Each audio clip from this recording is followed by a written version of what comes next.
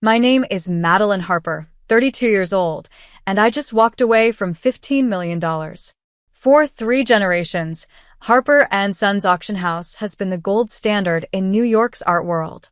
My expertise in rare collections transformed our family business from respectable to remarkable. Meanwhile, my brother Alexander has a business degree, but couldn't tell a Monet from a Monet. I never thought my own parents would choose bloodline over talent. Before I tell you how I built an empire just to watch it crumble, let me know where you're watching from and hit subscribe to join me on this journey of reclaiming my worth. I grew up surrounded by beautiful things. Our family home in Connecticut housed museum-worthy pieces that rotated as they went to auction. While other kids had picture books, I had catalogs. Instead of bedtime stories, my father would tell me about brushstrokes and provenance. By age 8, I could spot a reproduction from across the room. It wasn't just a party trick, it was the foundation of my future. My mother Eleanor would take me to estate sales on weekends. "Look with your eyes first, then your hands, then your heart," she'd whisper. I learned to feel the weight of silver, identify hallmarks on porcelain, and recognize the distinct smell of old canvas. These weren't just objects to me, they were stories waiting to be told. When I was 16, I caught a Degas forgery that had fooled 2 senior appraisers. The piece had the right materials, the right aging, even the right signature, but the dancer's positioning was slightly off. Degas understood anatomy. I explained to my skeptical father. The weight distribution here is impossible. 3 weeks and several tests later, my observation was confirmed. That was the day my father stopped introducing me as my daughter and started saying, "Our secret weapon." I earned my art history degree from Columbia, graduating summa cum laude with a thesis on authentication methodologies that was published in 3 major journals. While my classmates headed to museums or galleries, I knew exactly where I belonged. After back-to-back internships at Christie's and Sotheby's to understand our competition, I returned to Harper and Sons ready to revolutionize. The auction house occupied a 5-story brownstone on the Upper East Side. The first floor displayed our current offerings, the second housed our offices, the third contained our authentication labs, the fourth our archives, and the fifth the space for private viewings. The building smelled of lemon polish and old money. When I walked through those doors with my new business cards, Madeline Harper, Senior Authenticator, I felt like I was exactly where I was meant to be. Over the next decade, I transformed our family business. I modernized our catalog system, transitioning from printed booklets to an interactive digital platform.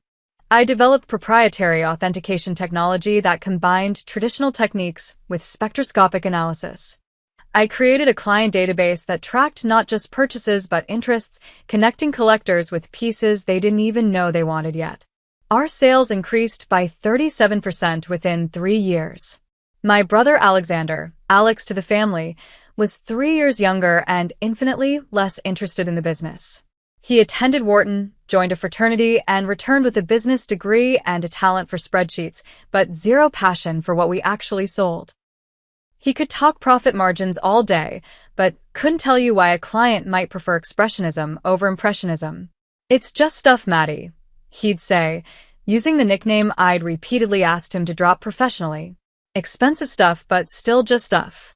Our parents, Harold and Eleanor Harper, were proud of both their children, but in different ways. They praised my expertise, but celebrated Alex's business acumen. When he proposed cost-cutting measures that would have alienated our top clients, my parents called it innovative thinking. When I secured exclusive rights to auction the Richardson collection, beating out Christie's and earning us a $2 million commission, it was simply good work, dear. Our family dinners were exercises in diplomacy. My father would sit at the head of the table, my mother to his right, Alex to his left, and me across from him. The seating arrangement wasn't subtle.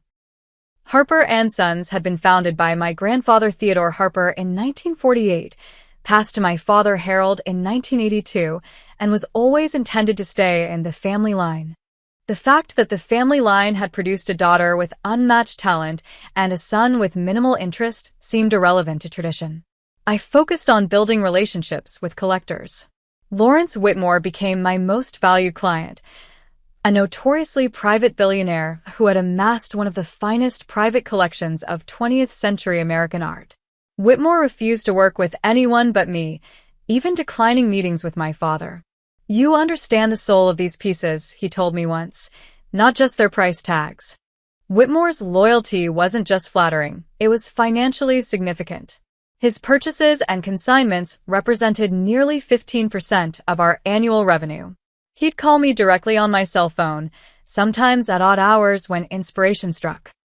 "Madeline, I need something that speaks to isolation but with undertones of hope," he might say, and I'd know exactly what to look for. My father recognized Whitmore's importance, but seemed uncomfortable with his preference for me. "Client relationships are crucial," he'd remind me, "but remember they're loyal to Harper and Sons, not to individuals." I'd nod politely, while knowing the opposite was true. In the art world, trust is everything, and trust is personal. By my 10th year at the auction house, I had effectively become its operational head. I led team meetings, curated major auctions, and handled our most significant clients. My father still held the title of CEO and managing director, but increasingly deferred to my judgment on everything except financial decisions, which he discussed primarily with Alex despite my brother's limited involvement in day-to-day operations. I didn't mind the arrangement. Titles meant less to me than actual influence. Besides, I was playing the long game. At 67, my father had begun mentioning retirement. I expected, and everyone else assumed, that I would formally take the reins when he stepped down.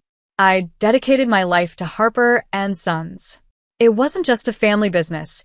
It was my identity, my passion, and my future. Little did I know that future was about to shatter like a mishandled Ming vase. Spring in New York brings a certain energy to the art world. The major auction houses plan their most significant sales for May and November, creating a biannual frenzy that sets the market tone. This particular spring, I had orchestrated what promised to be our most profitable season ever.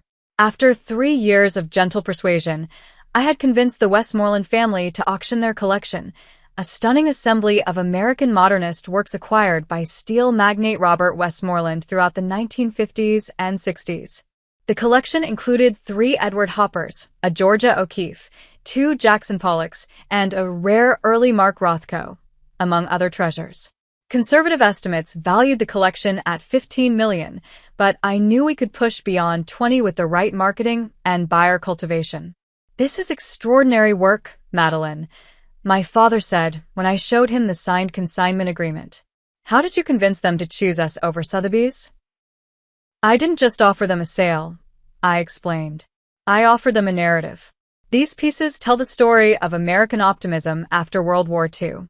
They deserve to be presented as a cultural document, not just as individual lots."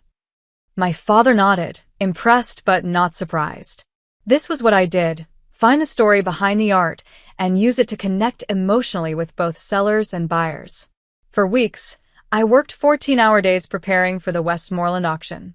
I personally oversaw the photography for the catalog, wrote detailed provenance reports for each piece, and developed marketing materials that emphasized the collection's historical significance. I arranged private viewings for select collectors, including Lawrence Whitmore, who expressed interest in the Rothko and one of the Hoppers. "Your eye for curation is unmatched," Whitmore told me after viewing the collection.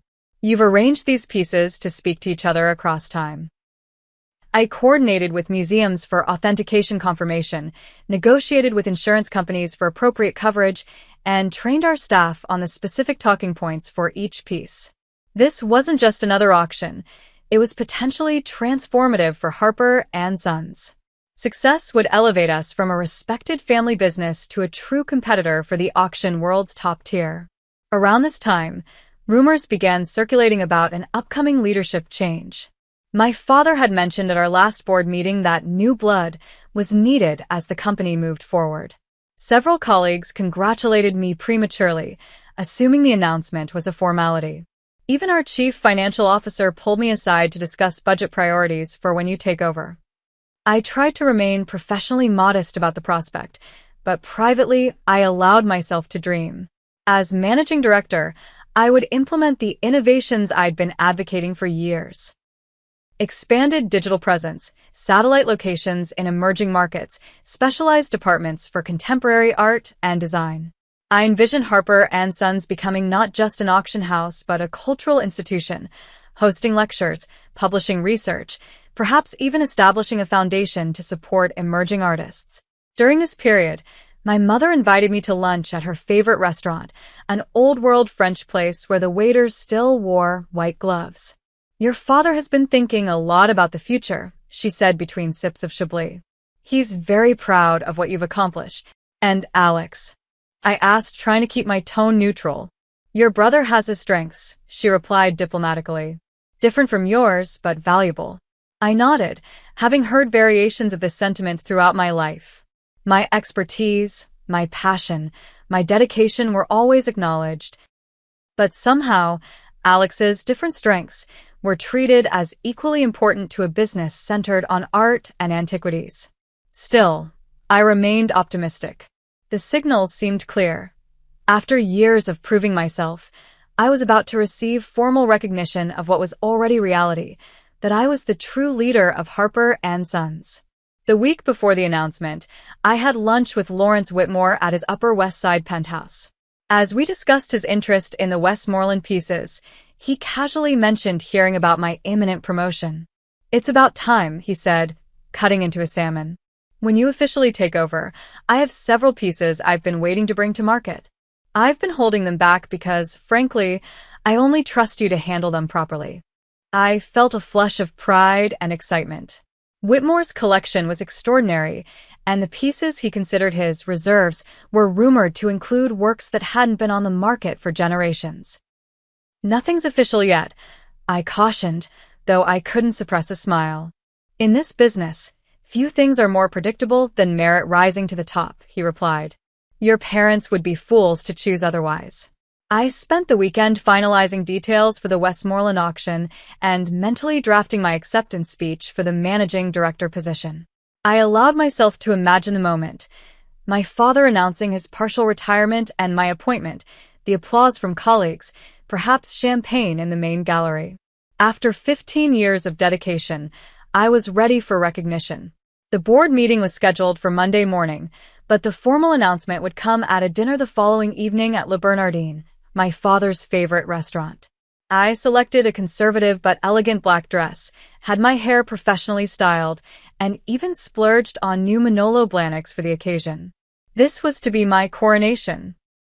The moment when Madeline Harper officially became the face and future of Harper and Sons. How spectacularly wrong I was. Le Bernardin glowed with understated luxury. Crystal chandeliers cast a warm light over crisp white tablecloths. Our party occupied a private dining room at the back of the restaurant. My parents, Alex, myself, and the 6 board members who oversaw Harper and Sons operations. Everyone was dressed impeccably, the men in tailored suits, the women in cocktail attire. The air smelled of fresh flowers and expensive perfume. I noticed my mother seemed tense, avoiding direct eye contact with me as she sipped her martini. My father, by contrast, was unusually jovial, clapping board members on the back and laughing too loudly at their jokes. Alex sat between our parents, looking simultaneously smug and nervous. After the appetizers were cleared, my father stood, champagne flute in hand. The table fell silent. This was the moment I'd been waiting for, working toward for over a decade. Harper and Sons stands at a crossroads, my father began. For 3 generations, we've built a reputation for integrity and expertise in the art world. But markets change. Technology advances. To remain competitive, we must adapt. He paused, taking a slow sip of champagne. I straightened in my chair, ready to accept the responsibility he was about to bestow. Madeline has done extraordinary work with our authentication processes and client relationships, he continued. I felt a flush of pride, quickly followed by unease at his use of past tense. Her expertise has been invaluable. Has been. Not is. Has been. But moving forward, Harper and Sons needs more than expertise in art. We need strategic vision, financial acumen, and bold leadership for the digital age. The room began to tilt slightly. I gripped my water glass, suddenly understanding where this was going. It is therefore with great pride that I announce our new managing director, my father said, turning toward my brother. Alexander Harper will lead Harper & Sons into its next chapter, effective immediately. The room erupted in applause. I sat frozen, my face a careful mask, while inside my world collapsed. Alex stood, shaking hands with board members, accepting congratulations with practiced humility. "I'm honored to carry on the family legacy," he said, emphasizing the word family with a quick glance in my direction. I don't remember the main course being served. I must have eaten something, must have engaged in conversation, but those minutes exist in a fog of shock and betrayal. I recall noticing the board members' expressions, some genuinely pleased, others darting uncomfortable glances my way, aware of the absurdity of this decision. Howard Pierce, our longest-serving board member and a family friend, leaned toward me during dessert. "This must be difficult," he murmured. "For what it's worth, I think they've made a mistake." I nodded slightly, not trusting myself to speak. Across the table, Alex was already outlining his vision to an attentive Bernard Saunders, the youngest board member. "We need to streamline operations," I heard him say. "Focus on high-margin segments, possibly divest from some of the more specialized categories." Specialized categories.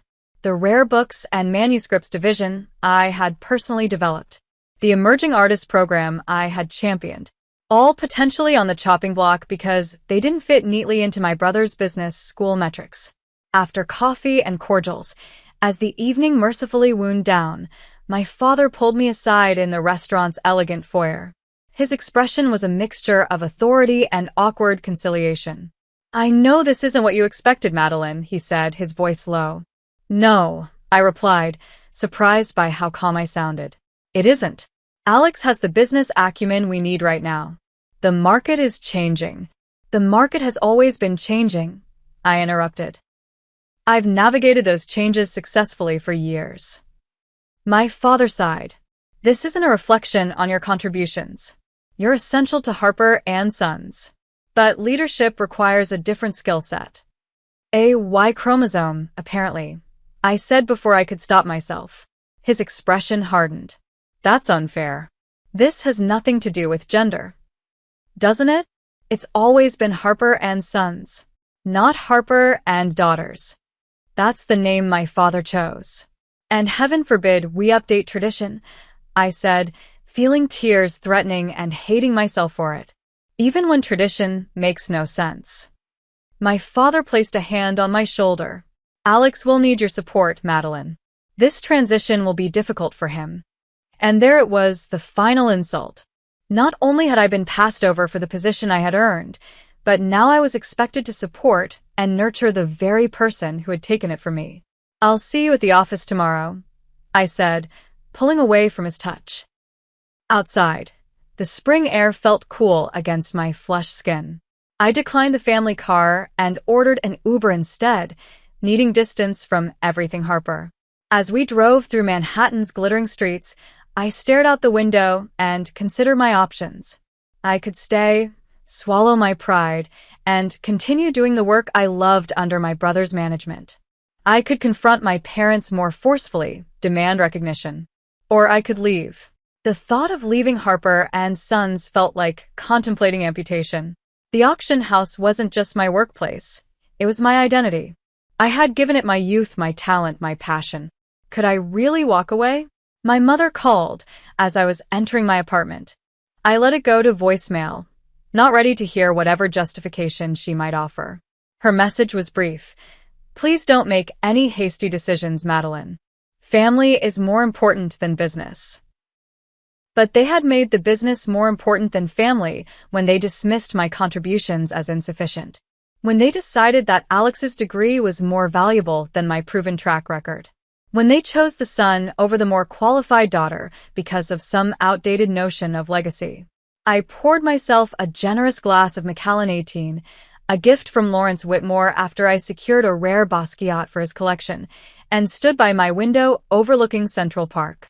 The city lights blurred as I finally allowed myself to cry, grieving not just for the position I'd lost but for the illusion that merit and dedication would ultimately be rewarded. By the time I finished my scotch, my tears had dried, and my resolve had crystallized. If Harper and Sons could so easily dismiss my value, perhaps it was time I showed them exactly what that value was worth. Morning arrived with cruel brightness. I dressed with particular care: a charcoal Armani suit, Louboutin heels, minimal jewelry, battle armor. The office would know about Alex's appointment. News traveled fast in our small world. I needed to appear unfazed, professional, dignified in defeat. Walking through Harper and Sons' ornate entrance felt different. The familiar scent of lemon polish and old books now carried notes of betrayal. Staff members offered sympathetic smiles or awkwardly avoided eye contact. My assistant Miranda handed me my schedule with a tentative, "Are you okay?" "Perfectly fine," I replied with practiced composure. "Just another Monday." At 10 a.m., Alex called an all-staff meeting in the main gallery. He stood before a sergeant portrait we were featuring in the upcoming American Masters auction, looking uncomfortable in a suit that probably cost more than some of our employees made in a month. "As you may have heard, I'm stepping into the role of managing director," he announced, his voice echoing slightly in the high-ceilinged space. "I'm excited to lead Harper and Sons into a new era of growth and innovation." I stood at the back, arms crossed, noting how he unconsciously mimicked our father's speech patterns and gestures. Several colleagues glanced my way, their expressions ranging from curiosity to concern. "While we honor our traditions," Alex continued, "we must also embrace change. Over the coming weeks, I'll be reviewing all departments to identify efficiencies and opportunities." Translation: cuts were coming. I watched our authentication team exchange worried glances. They knew their department was expensive to maintain. "I'll be counting on each of you to support this transition," Alex finished, his gaze finally finding me at the back of the room. "Especially those with long-standing client relationships." The implication was clear. He expected me to transfer my client relationships I had cultivated over years, to his stewardship, as if trust could be handed over like a business card. After the meeting, I returned to my office to find Alex waiting, seated in my chair.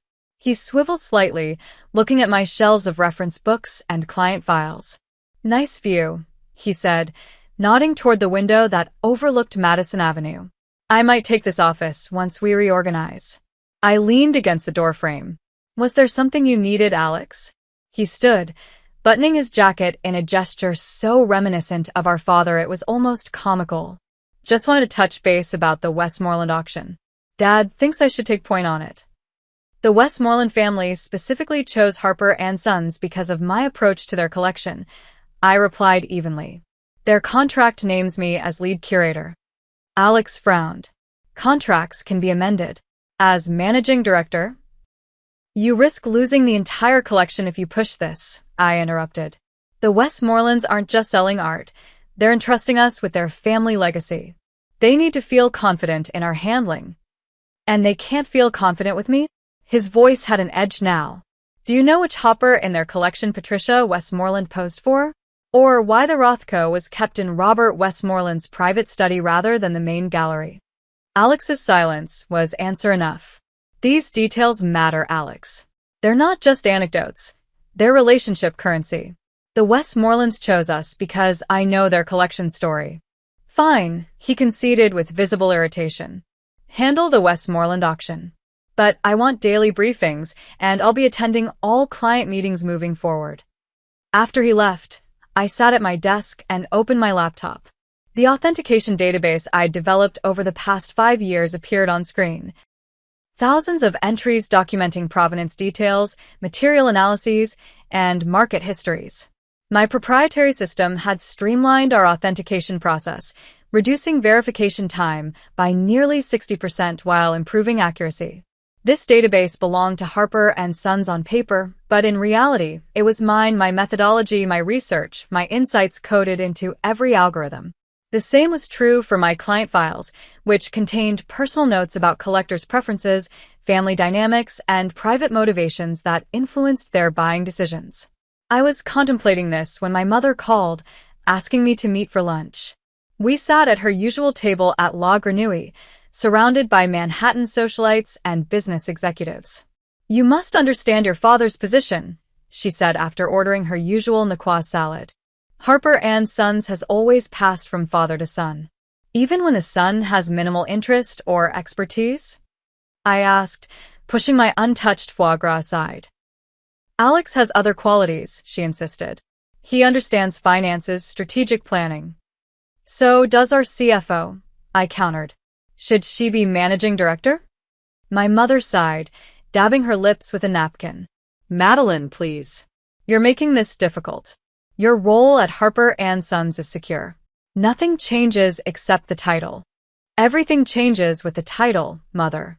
Authority, direction, vision, these flow from leadership." "Then support your brother's leadership," she said, reaching for my hand. "Help him succeed. That's what family does." I withdrew my hand. Did anyone consider helping me succeed? Or was I always just keeping the seat warm until Alex was ready? Her silence told me everything.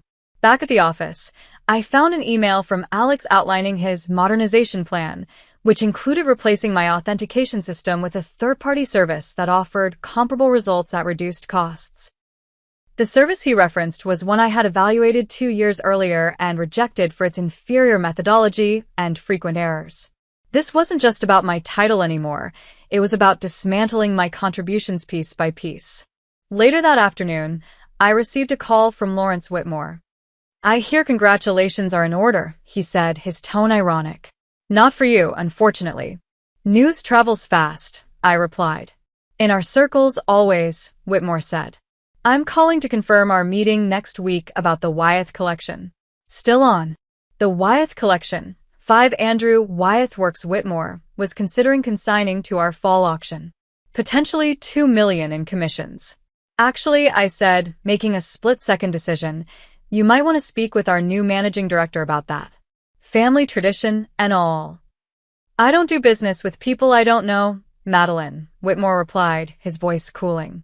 "You handle my affairs at Harper and Sons, or no one does." After we hung up, I sat in silence, thinking about loyalty, to family, to clients, to oneself. Where did my true obligations lie? That evening, I stayed late at the office, waiting until everyone had left. Alone in the quiet building, I walked through the galleries where paintings worth millions hung in perfect lighting. I touched the mahogany banister my grandfather had installed in 1953. I stood in the authentication lab where I had made discoveries that changed art history in small but significant ways. Then I returned to my office and began systematically backing up my personal research notes and client insights to an external drive. I didn't take company property. Anything developed on Harper and Sons' time technically belonged to the auction house. But my personal methodologies, my private client notes, my unique insights, these were mine. After transferring the files, I deleted them from the company servers, leaving only the basic frameworks. The systems would still function, but without the depth and nuance that made them exceptional. Next, I drafted a formal resignation letter. Professional, unemotional, effective immediately. I cited philosophical differences regarding company direction as my reason for leaving. Finally, I packed my personal items, photographs, reference books I'd purchased myself, a small Giacometti sketch Lawrence Whitmore had given me as a thank you gift. I left my company phone, credit cards, and ID badge on the desk. Before leaving, I stood in the doorway and looked back at the office that had been my second home for over a decade. "Goodbye, Harper and Sons," I whispered, then turned and walked away from everything I had built, leaving only silence behind. The security guard looked surprised to see me arriving at 7 a.m., resignation letter in hand. "Early start, Miss Harper?" "Something like that, Joe," I replied, forcing a smile. I headed straight to Human Resources, where Diane Kendrick was already at her desk reviewing personnel files. Her eyes widened when I handed her my letter. "This is effective immediately?" she asked, scanning the contents. Madeline, is this because of Alex's appointment? My reasons are outlined in the letter, I said, maintaining my professional tone. Please ensure my final compensation includes my outstanding vacation days and quarterly bonus, as per my contract. Diane stood, her expression distressed. Have you spoken with your father about this? Or Alex? This seems very sudden. It's not sudden to me, I replied. Please make sure the board receives a copy of my resignation today. By 8 a.m., word had spread. My assistant Miranda burst into tears when I told her. What will happen to the Westmoreland auction? She asked between sobs. That's for the managing director to determine, I said, handing her a letter of recommendation I'd prepared. You're extraordinary at your job, Miranda. Don't let anyone tell you otherwise. At 9:30, Alex stormed into my half-empty office, face flushed with anger. What the hell do you think you're doing? Resigning, I replied calmly, placing my grandfather's fountain pen in my purse, the last personal item remaining. You can't just leave in the middle of the Westmoreland preparations. We have obligations, contracts. Those contracts name Harper and Sons as the responsible party, I reminded him. And you're the managing director of Harper and Sons now. Congratulations again. Alex ran a hand through his hair, his confident facade crumbling slightly. This is childish, Maddie. You're throwing a tantrum because you didn't get your way. I'm making a business decision, I corrected him. My expertise is clearly not valued here, so I'm taking it elsewhere. Where? Christie's? Sotheby's? He laughed without humor. Dad will sue you for breach of contract if you join a competitor. My non-compete prevents me from joining another auction house for 6 months, I acknowledged. But it doesn't prevent me from independent consulting. Alex's eyes narrowed. You're planning to poach our clients. I'm planning to continue working with people who value my expertise, I corrected him. If those happen to be former Harper and Sons clients, that's hardly my fault. My phone buzzed with a call from my father. I declined it and continued packing my bag. Dad's going to be furious, Alex said, sounding suddenly younger, more like the brother I grew up with than the businessman he was pretending to be. I imagine he will be, I agreed. But then he made his choice. Now I'm making mine. As I walked toward the elevator, several colleagues approached to say goodbye. Some seemed genuinely distressed, others merely curious about the family drama unfolding before them. I maintained my composure, thanking them for their good wishes and promising to stay in touch. My father called 3 more times before I reached the lobby. When I finally answered, his voice was tight with controlled anger. Return to the office immediately, Madeline. We need to discuss this like adults. There's nothing to discuss, I replied, stepping out onto Madison Avenue. You made a business decision. So did I. You're abandoning your family, he accused. No, Dad. My family abandoned me when they decided my decade of dedication wasn't worth recognizing. I ended the call and turned off my phone, hailing a taxi to take me home. For the first time in years, I had no meetings scheduled, no clients to call, no auctions to prepare. The freedom felt both terrifying and exhilarating. At my apartment, I poured a cup of coffee and sat by the window, watching the city bustle below. My phone, now turned back on, buzzed constantly with messages from colleagues, clients, and family. I ignored them all, needing time to process my new reality. Around noon, Lawrence Whitmore called. I hear congratulations are in order, he said when I answered. For my resignation? I asked, surprised. For your independence, he clarified. About time you stepped out from under the Harper shadow. We arranged to meet the following week to discuss potential opportunities, as he put it. After hanging up, I felt a flicker of hope amid the uncertainty. By evening, the messages from Harper and Sons had taken on a different tone. Miranda reported chaos in my absence. No one could locate key files for the Westmoreland auction. Client contacts were missing, and authentication protocols had inexplicably changed. Alex is absolutely losing it, she texted. He's threatening to fire the entire IT department if they can't recover your authentication database. I hadn't destroyed anything, merely removed my personal insights and methodologies. The basic systems remained functional, but without the nuanced understanding that made them exceptional. The next morning, 3 more calls came from my father, each increasingly conciliatory. "We can discuss a co-director position," his last voicemail offered. "There's room for compromise here." Too little, too late. Over the following days, I began setting up a small consulting office in my spare bedroom. I purchased new business cards, Madeline Harper, art authentication and acquisition consultant, and started building a website.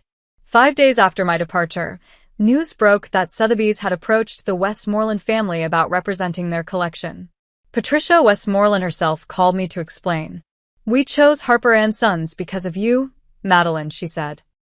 "Without your involvement, we need to reconsider our options." I wished her well, maintaining my professional ethics by neither encouraging nor discouraging her decision. Internally, however, I felt a twinge of satisfaction. The Westmoreland auction would have represented Harper & Sons' largest commission of the year. By week's end, several key staff members had contacted me about potential positions once I established my own business. The head of authentication, 2 senior appraisers, and my assistant Miranda all expressed interest in joining my venture when the time came. Meanwhile, industry blogs began reporting turmoil at Harper & Sons. Art News published a piece titled, "Harper & Sons Faces Leadership Crisis as Star Authenticator Departs," featuring quotes from anonymous sources about questionable succession decisions and family dynamics trumping business sense. On Sunday evening, exactly 1 week after my resignation, my father appeared at my apartment unannounced. He looked tired, the lines around his eyes deeper than I remembered. "We need to talk," he said when I opened the door. I let him in but offered no refreshments. He stood awkwardly in my living room, looking out of place among my modern furniture and contemporary art. "Lawrence Whitmore called this morning," he said finally. "He's withdrawing his collection from our fall auction. 3.8 million in potential commissions gone." I said nothing, waiting. "He specifically asked for you," my father continued. "Said he only works with people who understand his vision. Mr. Whitmore is very particular about his collection," I noted neutrally. My father turned to face me directly. "This isn't just about Whitmore. The Westmoreland auction is in jeopardy. 3 senior staff have submitted resignations.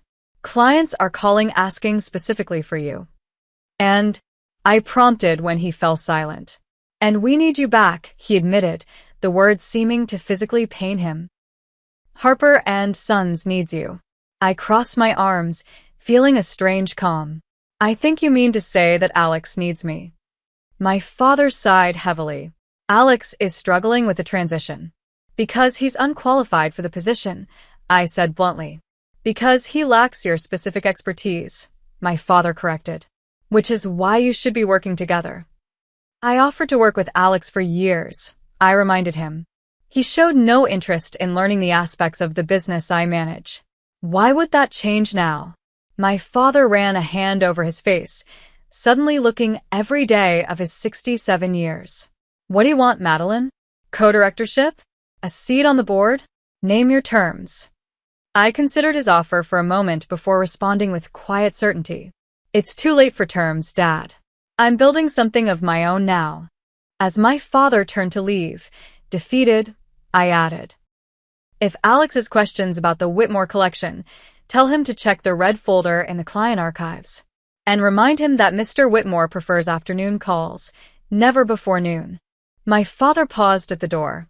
"Is that all?" I smiled slightly. "No, but it's all I'm offering. The rest he'll have to figure out himself. That's what managing directors do, isn't it?" After he left, I poured myself a glass of wine and sat down at my new home office desk.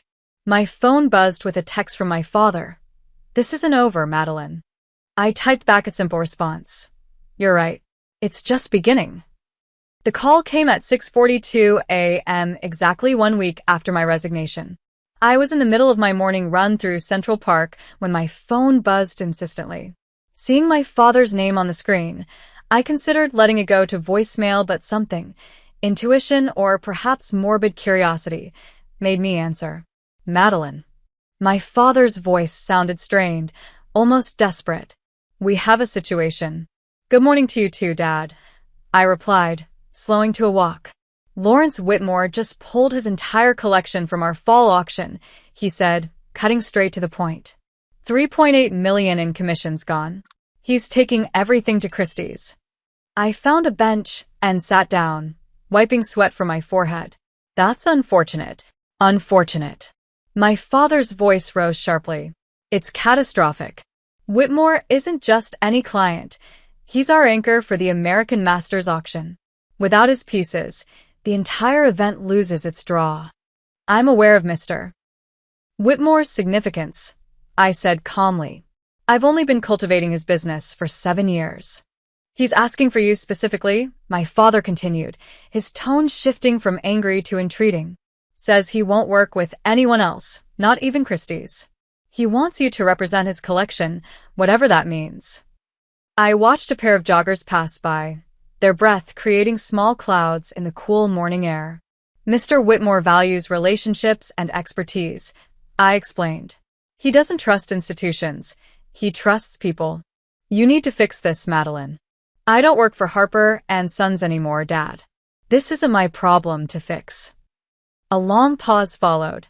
I could almost see my father pacing in his office, running a hand through his silver hair as he always did when frustrated.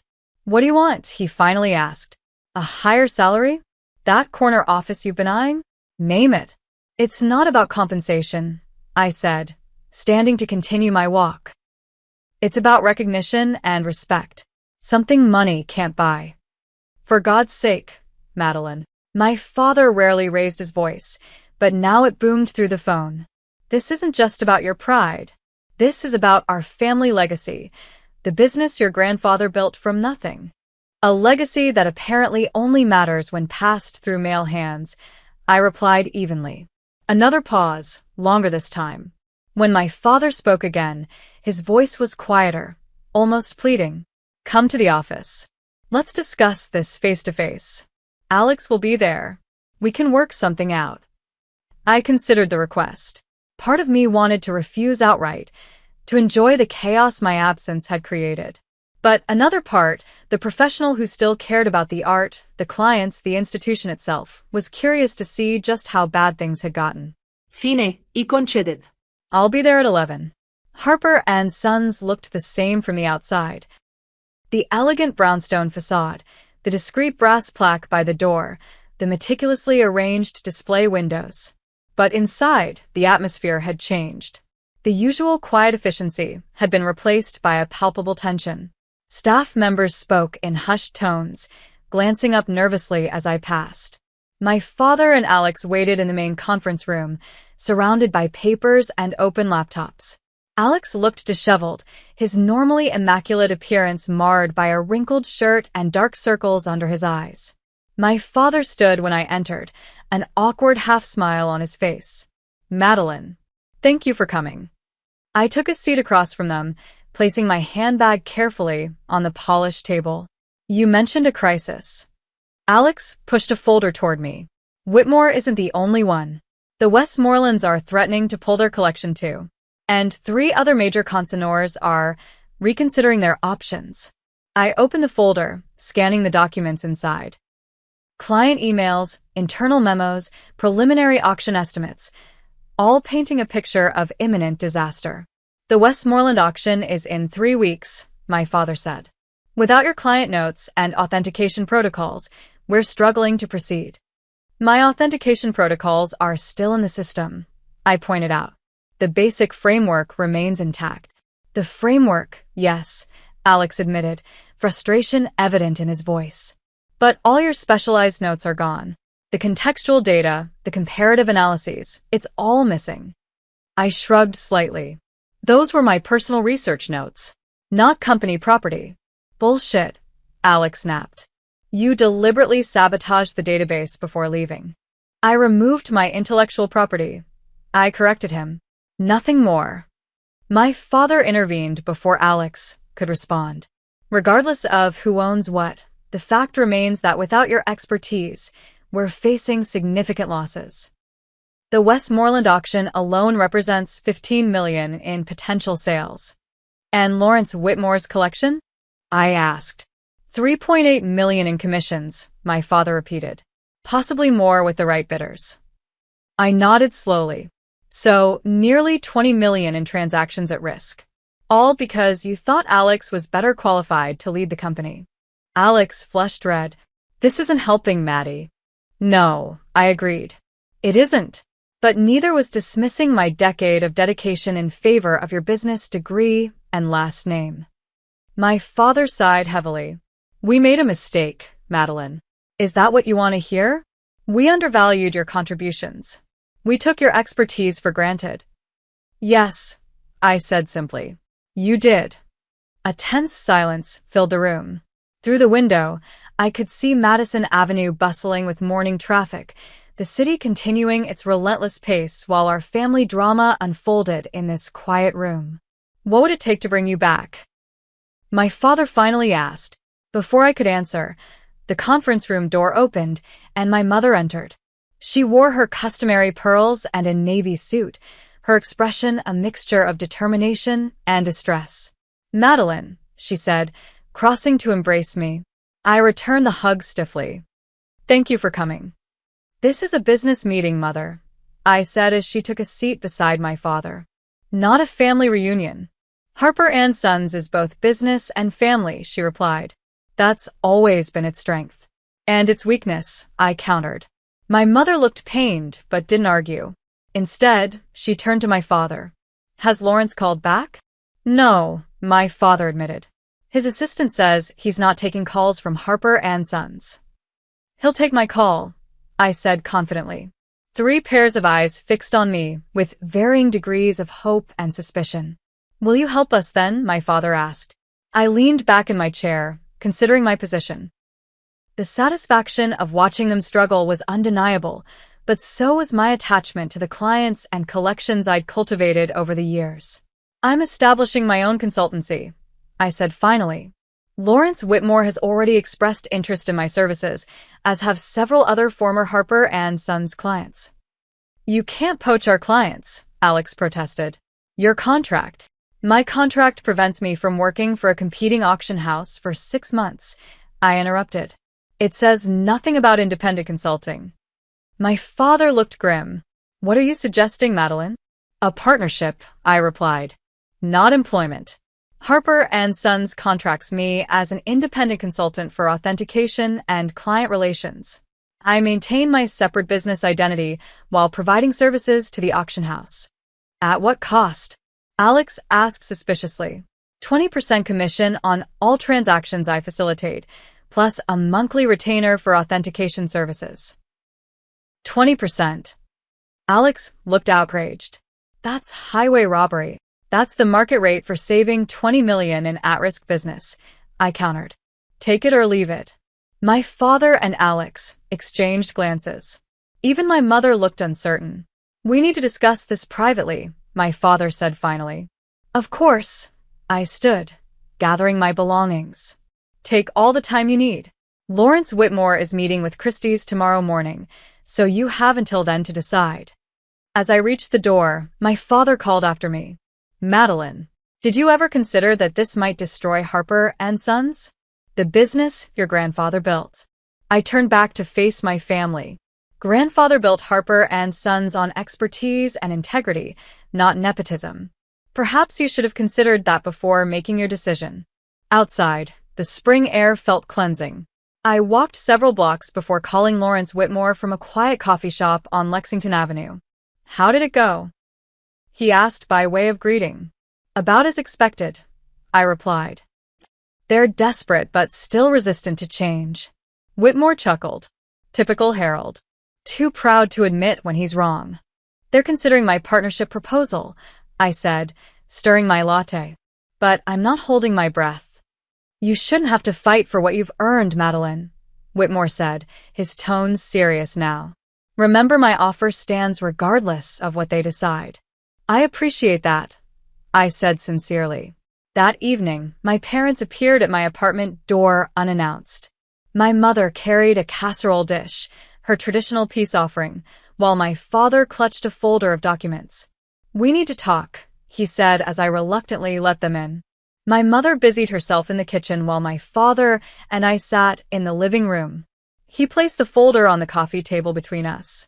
"We've considered your proposal," he began. "The terms are acceptable with some modifications." I raised an eyebrow, but said nothing. 15% commission rather than 20, he continued. "And we want exclusivity. No consulting for competing auction houses while you're under contract with us." 18%, I countered. "And I'll agree to non-competition for specific clients I handle for Harper & Sons, but my business remains independent." My father hesitated, then nodded. "Acceptable. And what about Alex?" I asked. "Alex remains managing director," my father stated firmly. "Then my answer is no." My father's expression hardened. "This isn't negotiable, Madeline. The board has confirmed his appointment. Then confirm mine as co-director with equal authority," I insisted. "Or watch your clients walk away one by one." Before my father could respond, my mother returned from the kitchen. "Harold, for God's sake," she said, her voice uncharacteristically sharp. "Stop being so stubborn. We're about to lose everything because of your pride." My father looked startled by her intervention. In 35 years of marriage, my mother had rarely contradicted him publicly. "Eleanor," he began. "No," she interrupted. "I've supported your decisions for decades, including this one, and look where it's gotten us. Madeline deserves recognition for her contributions. If that means co-directorship, then so be it." A heavy silence fell over the room. My father looked between us, seemingly recognizing that he was outnumbered. "The board," he tried again. "The board will approve whatever you recommend," my mother said dismissively. "They always have." Finally, my father sighed in defeat. "Co-directors," he conceded. "Equal authority. But financial decisions require mutual agreement between you and Alex." I considered the offer. It wasn't perfect, but it was more than I had expected. "I want it in writing," I said.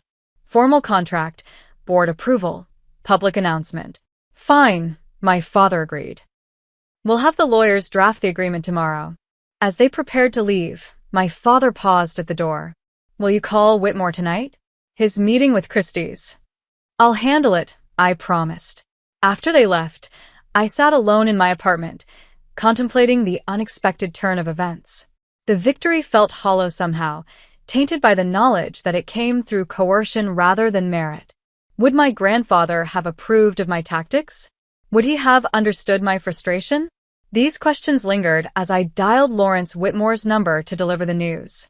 The auction house that had dismissed me was now begging for my return. The brother who had taken my rightful position would now have to share it. The parents who had devalued my contributions now acknowledged their mistake. It should have felt triumphant. Instead, it felt complicated. A mixture of vindication, resignation, and determination to prove, once and for all, that I deserved the Harper name just as much as any son. The board meeting that formalized my appointment as co-director was held on a rainy Tuesday morning. I arrived early, dressed in a custom navy Chanel suit, an investment in my new professional identity. The boardroom felt different now that I was entering as an equal rather than a subordinate.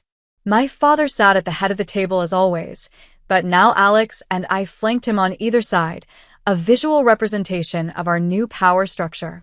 "The board has reviewed and unanimously approved the restructuring proposal," my father announced once all members were present. "Effective immediately, Harper & Sons will be led jointly by Alexander and Madeline Harper as co-directors, with myself remaining as chairman." Howard Pierce, our senior board member, smiled warmly in my direction. A long overdue recognition, if I may say so. The meeting proceeded with remarkable efficiency. My partnership agreement was approved, my authentication protocols were formally recognized as essential to operations, and my client relationships were acknowledged as key assets to the company. Throughout the proceedings, Alex remained unusually quiet, his expression unreadable. After the meeting adjourned, he approached me in the hallway. "Congratulations," he said stiffly. "I suppose you got what you wanted." "This isn't about winning, Alex," I replied. "It's about recognition." "Is there a difference?" He ran a hand through his hair, a gesture reminiscent of our father. Look, I know I'm not the expert you are. I never claimed to be. But I do have skills that could benefit this company. I never said you didn't, I pointed out. I've always been open to collaboration. You're the one who kept dismissing my input. Alex looked uncomfortable. Dad always framed it as an either/or situation. His heir or... He trailed off, seemingly aware of how it sounded. His daughter? I finished for him. I didn't ask to be put in this position, Maddie. Neither did I replied. But here we are. The question is, what are we going to do about it? A moment of understanding passed between us, perhaps the first in our adult lives. We weren't just siblings or rivals. We were now business partners with a shared legacy to protect. The Westmoreland auction is in 2 weeks, Alex said finally. I could use your insight on the marketing approach. It wasn't quite an olive branch, but it was something. I'll review the materials this afternoon, I promised. My first official act as co-director was to call Lawrence Whitmore and personally assure him that his collection would receive the attention it deserved at Harper & Sons.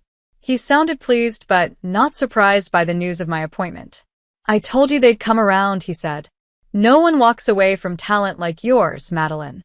Thank you for your confidence, I replied. And for your patience during the transition. Strategic pressure often yields the best results, Whitmore observed. I'm looking forward to our continued collaboration. The call ended with Whitmore confirming that his collection would remain with Harper & Sons for the fall auction, a $3.8 million commission secured with a single conversation. Over the following days, I worked to restore the authentication systems I had partially dismantled upon my departure. The process was methodical and gave me time to think about the future of Harper & Sons under shared leadership.